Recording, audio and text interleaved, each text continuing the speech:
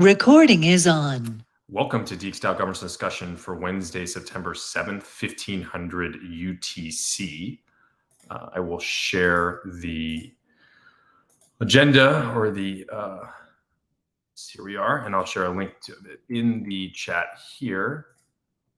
And then we will go right into the proposal roundup here. Looking at Mainnet, actually just two proposals on Mainnet, and both will be here for a long time because they're both in the multi-call 2 scheme. So the multi-call 2 scheme allows DXgov to call any arbitrary smart contract, but because of that, it has a much longer boosted period, which is actually 2 days. And then there is a longer period for voting, which is like 15 days. And I actually don't think I've actually boosted this one here. But the first one is to set the swapper factory fee receiver to 0x, lots of zeros, which was submitted, I believe, by Adam. And that is a fix that we've already implemented on Gnosis Chain, and this was regarded with some of the problems with the fee receiver there. And so this will just set the fee to 0. So I don't know if Adam or anyone wanted to say anything. This was, sorry, set the protocol fee, the swapper protocol fee to 0. In the router contract, we actually check if the protocol fee is turned on or if not by checking the address. So if it equals to 0, then the protocol fee is off, and then the fee receiver doesn't get any LP tokens. This basically addresses the fix until we actually deploy our new contracts. Got it. Cool. And then I guess for Arbitrum, is that also a concern? Or are we doing something there when we're collecting the fees there? I believe Venki has a Gelato bot that collects fees every 2 hours. Nice. Wish I had a Gelato bot. Both also to make me maybe actually Gelato. Cool. All right. Well, so this will be a while before it gets passed. And I guess actually just this could not have been done through the multi-call 1. I thought that maybe some of the contracts were on, maybe that was on the whitelist, but I can't remember. I don't know. I just picked the first generic multi-call. Okay. Okay. And then the second one is just submitted, actually not boosted. We talked about last week, and this would be delegate ENS tokens to Candy Fork. So this would have DXgov participate in ENS governance through Candy Fork, my company, as a proxy vote. And so this has some of the guiding tenets that would govern or kind of guide the participation in the governance there, and then also what to kind of do to get DXgov more involved. And yeah, so this also uses the multi-call 2 scheme to basically, it calls the delegate function on the ENS token contract, and it does that with Candy Fork's address, as you can see here. And in the event that DXgov wanted to revoke that delegation, it would just submit the same proposal through the same scheme to delegate to someone else. Yeah, so this again will be, you'll see it in the proposal queue for I think the next 15 days too. So we won't have to go over it each time, but it will be there. So please vote on it.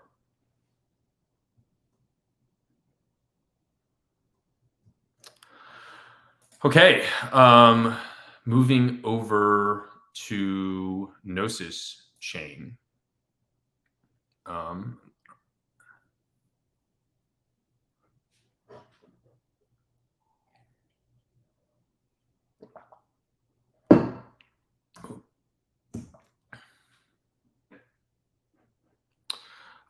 Yeah, on Gnosis Chain, we have a couple different worker proposals. We have Tomas Polinta, who has been doing some great work actually with the Infinite stuff, but is going to be, I think, looking at a lot of the DXgov landing page and a whole bunch of other stuff there. This is set to pass in 4.5 hours.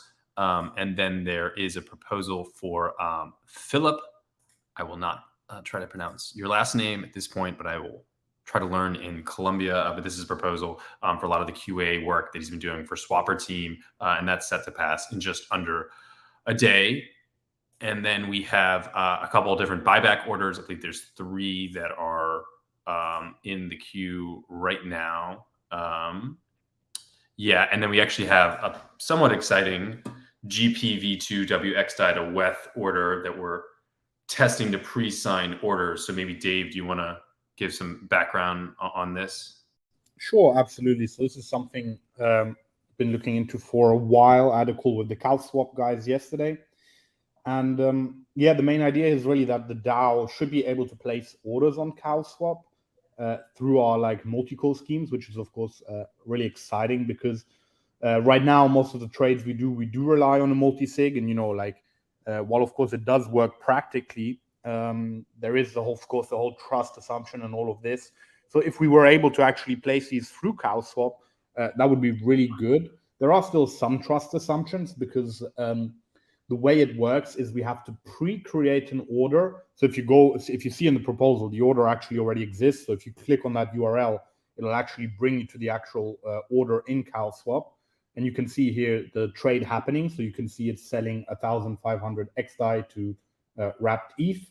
If you look at the price, it currently does have like a very high slippage amount, I think of like 20%.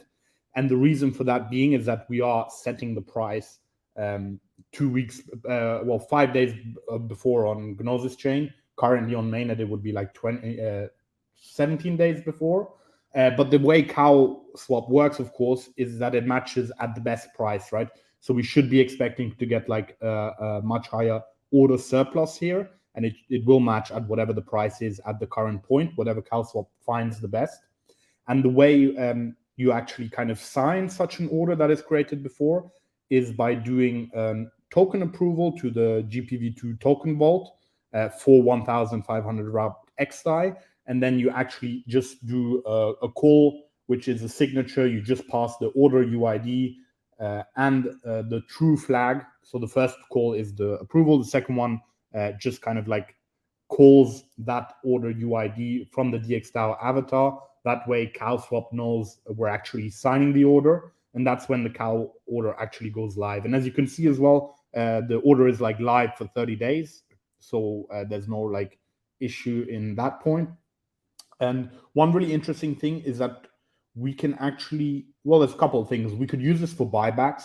So of course, right now for buybacks, we have like significant overhead with like GPV1, having to put our liquidity up, having to run our own solver to match the orders.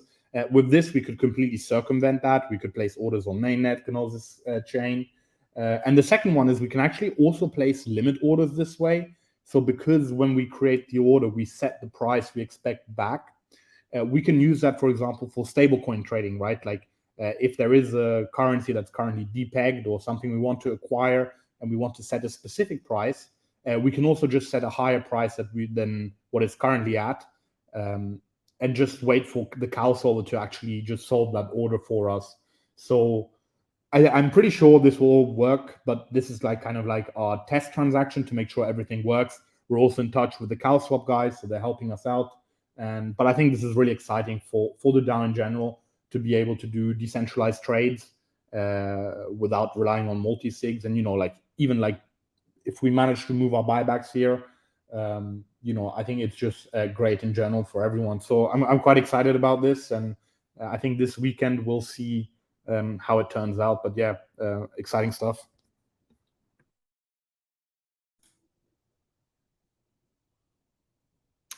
Awesome.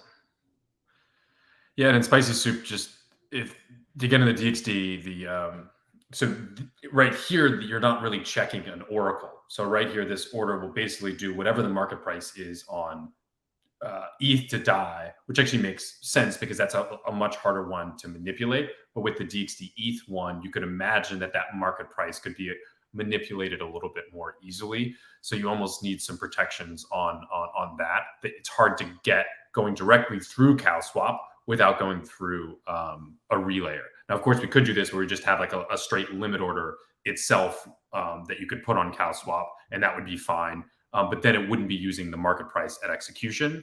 But yeah, maybe we could think about doing that.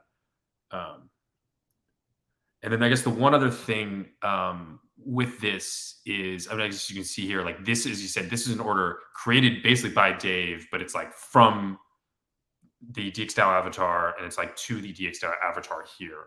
So it's kind of cool that basically someone else creates the order and then DXDAO signs it.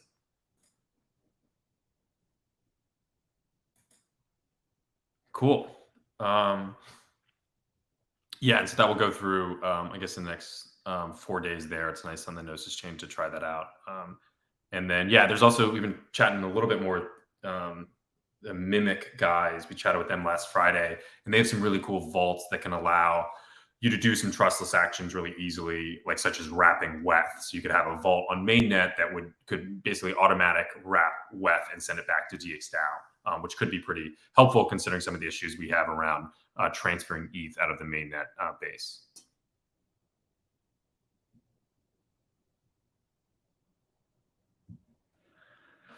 Okay, and then so we have the buyback orders up, and then we have Diogo Fiera's contributor proposal. This is up for 3 days here.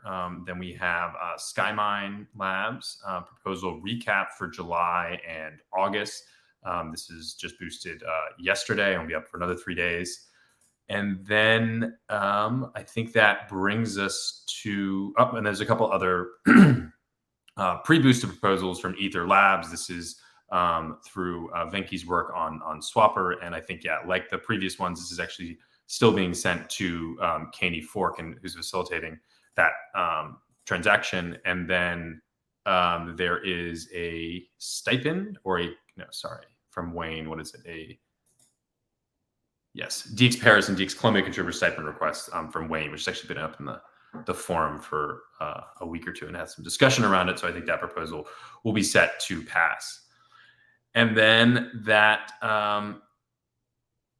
we have one more here. And then we have this Spicy Soup, DX Discord Rep Boost Q2 2022 Rep Boost. I think he submitted it just this morning, and you can see it was boosted just a little while later there. So make sure and vote on Spicy Soup's Rep Boost, who's been very active in the Discord for a long time, but has also been more active in the forums. And it's also great to see he or she on this call here. Okay, and that brings us to, a proposal that has had a lot of activity over the last 24 hours. So this is Augusto L contributor work proposal number 6 payout. Augusto had posted a couple of weeks ago for this one, and then this had been posted over the weekend. And then, just in the last 24 hours, you can see the number of votes on it, which is probably one of the most voted on proposals for a long time in DXDAO. Augusto, given that this is your worker proposal, maybe you could kind of set the stage and give us some context here for this proposal number 6 payout. Hola, yes. Sorry if I cough. It's because I had the cough from the hospital that I left, I think 5 days ago. This is the payout of my contributor proposal number 6, which happened between the months of June, July, and August. And I was on a 2/3 commitment. And I do contributor proposals where I submit work that is going to be done and work on some rules. We can say some rules that are going to be happening at the end of the worker proposal on the contributor proposal where my work is going to be validated. And I say here, this is my work validation rules. If I complete most of all of them, I'm going to be paid in full. The part of the most of them is because I think DXgov always want to allow some flexibility and not have a very strict rules on work validation, even more when it's about contributors who are trying to help on different sides of DXgov. And I'm always available if anyone's in DXgov needs help, and I feel like I should take more time on it, and maybe it is outside of my proposed scope of contribution. This is, I think, one of my best contributor proposals that I did in the past. This is number 6, and I was able to not only finish all of the governance issues, but even more, I was able to help the DXgov developers by a recommendation of Ross to make them work on issues and work on Solidity, to stop being the only guy that was working on Solidity development. So I was involved in the reviewing of the issues, and when we submitted the issues and the fixes that we did, we got the audit back, and they reported that 2 of the vulnerabilities were still open. But when I check the code, I think they aren't. So now I'm going to be talking with the Sigma Prime team to get the results of the audit that is going to be complete, and all the fixes are going to be done. So when I finish my worker period, I published like my work validation. This was done. This was done. It was almost complete. And on a personal evaluation, I said that I overestimated a lot of time, that all the time that it was going to take me to fulfill these goals. I think I even worked more than the time I committed to be working.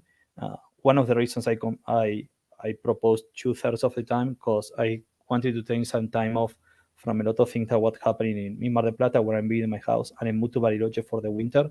But I found a very nice place here, and I was able to work a lot and in a very peaceful space. This is where I also met Thomas, that is now onboarding as contributor, and I was helping him to get started on DXgov and onboarded him. This is the third contributor that I helped onboard in the last year. First one was Milton, then Dino, and now Thomas. And well, I think I did pretty much okay, because I fulfilled most of all of my goals. But I was very surprised that there was a lot of, for example, questions.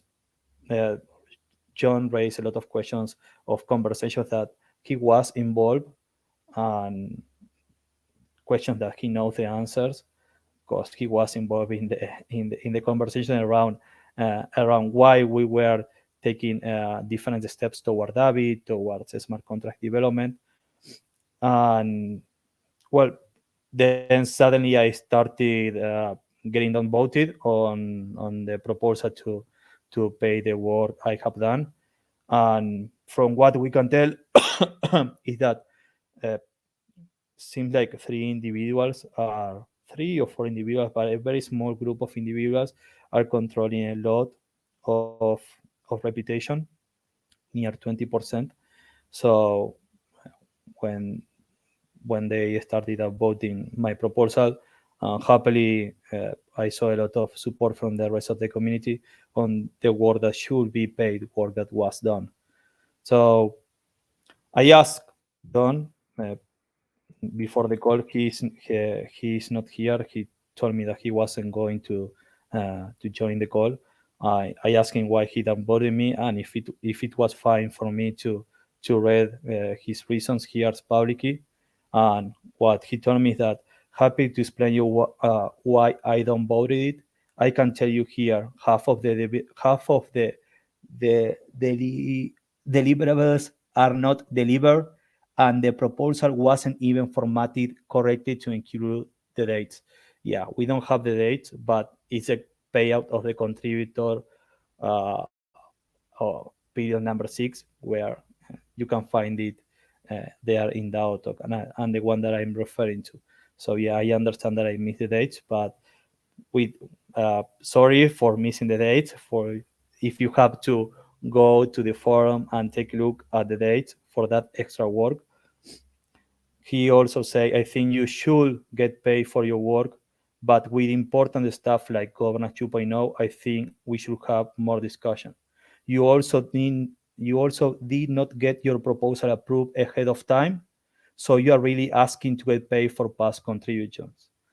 This is exactly what John did on his 1 year late proposals, where I downvoted some of them, not all of them, not even with my entire rep. So yeah, I'm very. It's very concerning to see such a narrow-minded and we can say like targeted personnel, because there has been some conflicts. But if you think that someone should be paid, vote for him to be paid, right?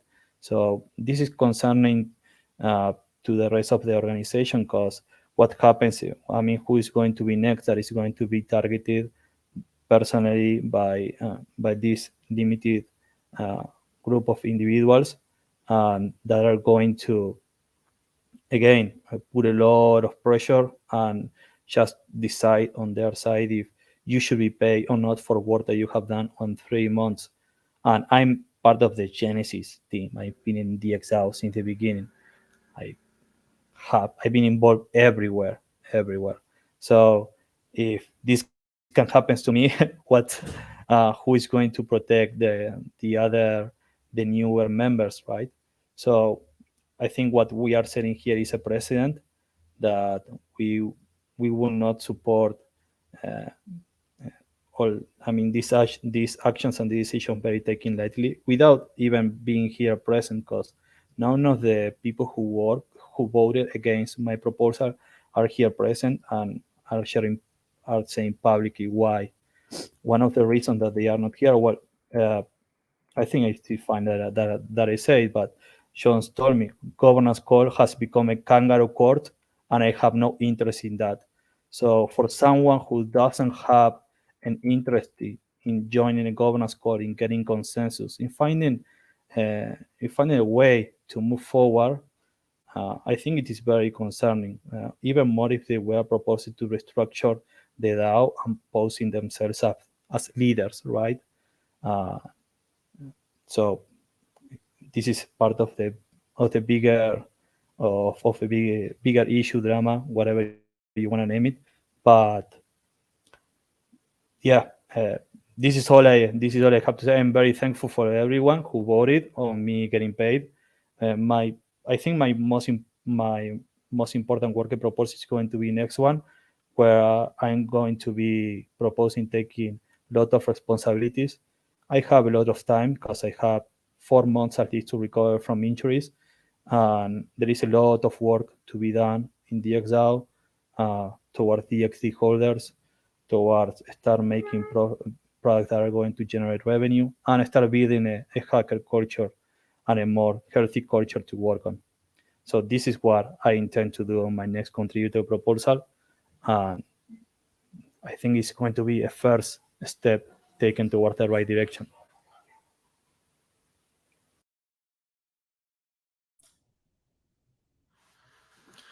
Thanks, Augusto. And yeah, other responses. There were some responses to the proposal in the forum. There were questioning, and then there were also some downvotes. So anyone that has anything to further that explanation, feel free to speak now.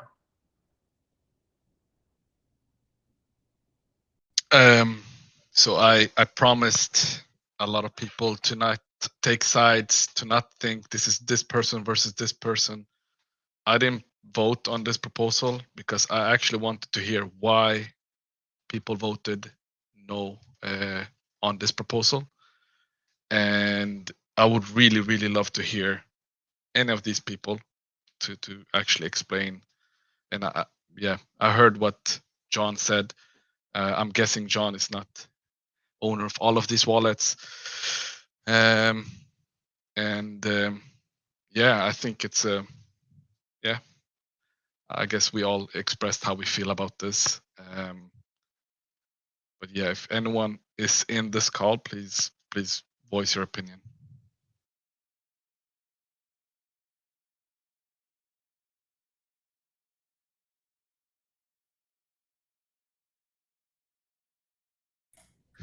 And I don't know. I think we should obviously set up so this can't happen again. There's a lot of conspiracies now. Like this might be only like 3 people owning this much of rep. I think we should move to solve that really fast and understand what happened, regardless of this proposal. I think just seeing this confirms what we thought about earlier. There were rumors of a whale rep group, in quotation, and if this is it, then yeah, from my side, I don't like 20+% discussing stuff in private and then moving into like in a group, going in and just downvoting or upvoting or whatever. I think DXgov should do something about this.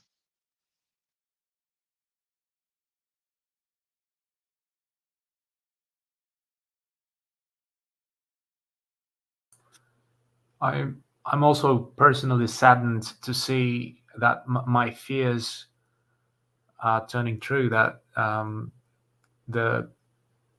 what's been happening lately is weighing heavy on the shoulders of absolutely everyone, and it is disrupting our work. And seeing developers attacking each other on the forum is very disheartening. Like, I don't think, like, reading Federico's comment, he has solid arguments, logical. Augusto addressed them, but I just don't feel like this is the way that dialogue should be had.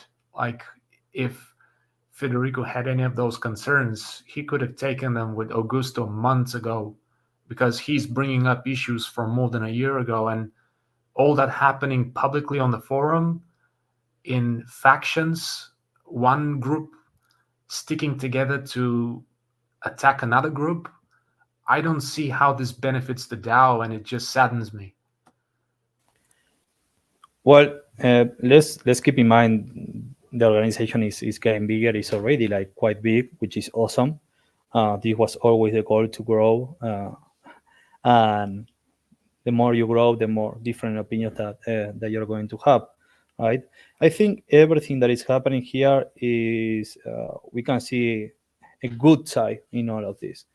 It is testing our organization, our strength, and yes, disagreements are going to happen. This is not going to be the first time, and this is not going to be the last time. This is what I wanted to say.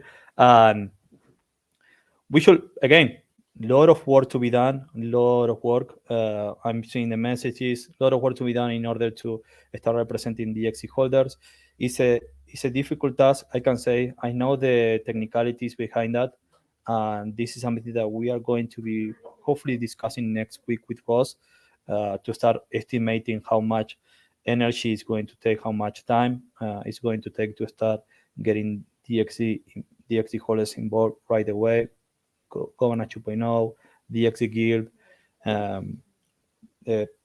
Yesterday, DXgov squad, led by Ross, did a very good demo of the guilds of Davi, the project Davi, where guilds are going to be happening. So we are on the right direction.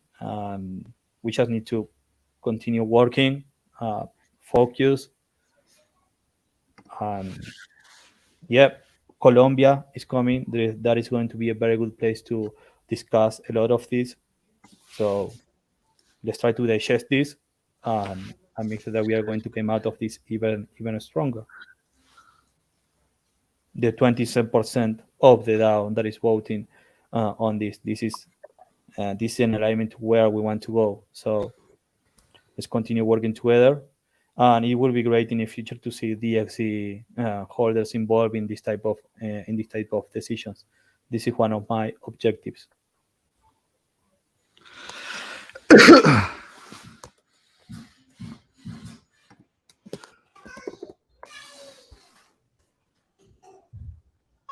Genki, was you're getting ready to say something big?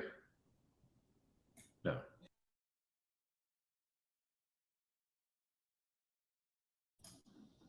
I think we can move on, Chris. It is clear that the people who downvoted this, they are not going to be present here to discuss it. So let's move forward and let's continue the governance call with the next topic.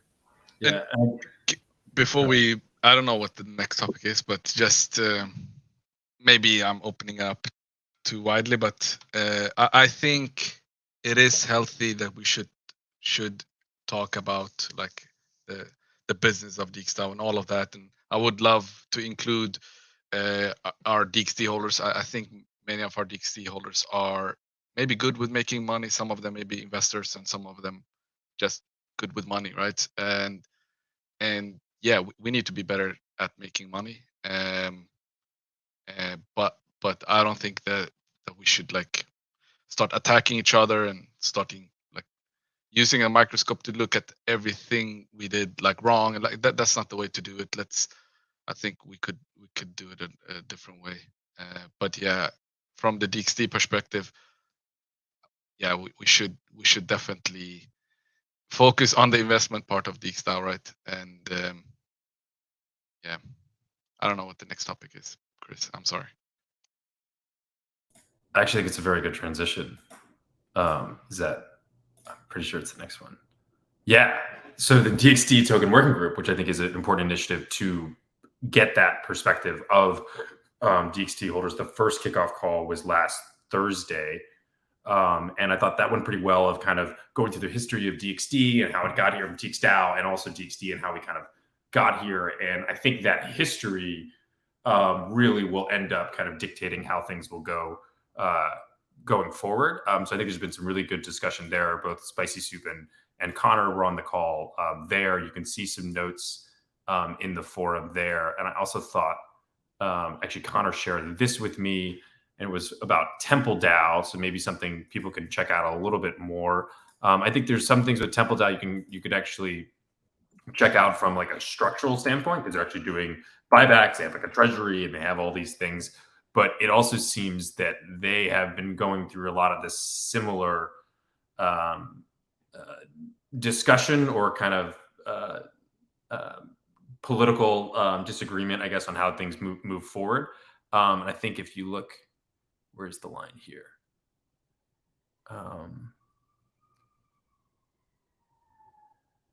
Yeah.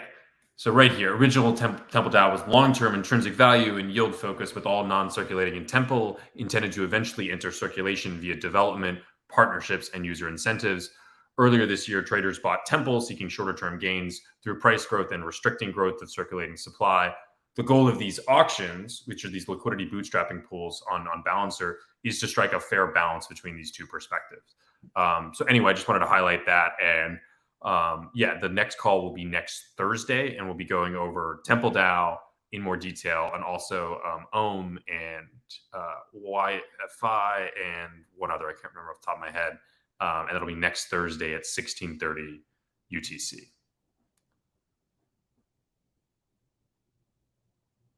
Liquidity bootstrapping pools are also like kind of hard to. You kind of like need to see a graph or see like how they work, and then they make actually a lot of sense.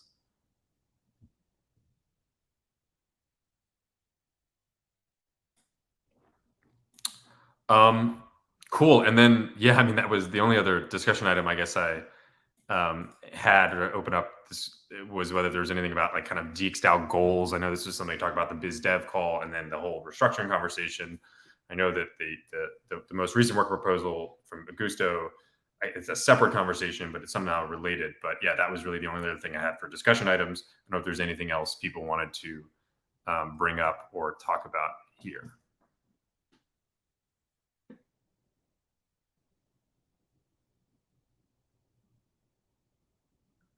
Cool. And then I guess just a final comment from me, because yeah, you know, there's a governance system that DXDAO operates on, and that's like code, right? That's what will be on the blockchain. That's votes. You can kind of see that, and that is, you know, permissionless, trustless, all of those really kind of cool things. But I think just as important is that culture, the governance culture that develops. And so that I think is really when we talk about discussing ideas, discussing people's work, discussing future strategy, discussing all these kind of big ideas that we're talking about with DXD holders. Like there's a whole culture with how that discussion happens. And I think having a strong positive culture that can move things kind of into the future is really, really important. And so as much as we think about the governance system that we're built on and kind of how we can optimize that, I think it's also important we think about the governance culture. Okay.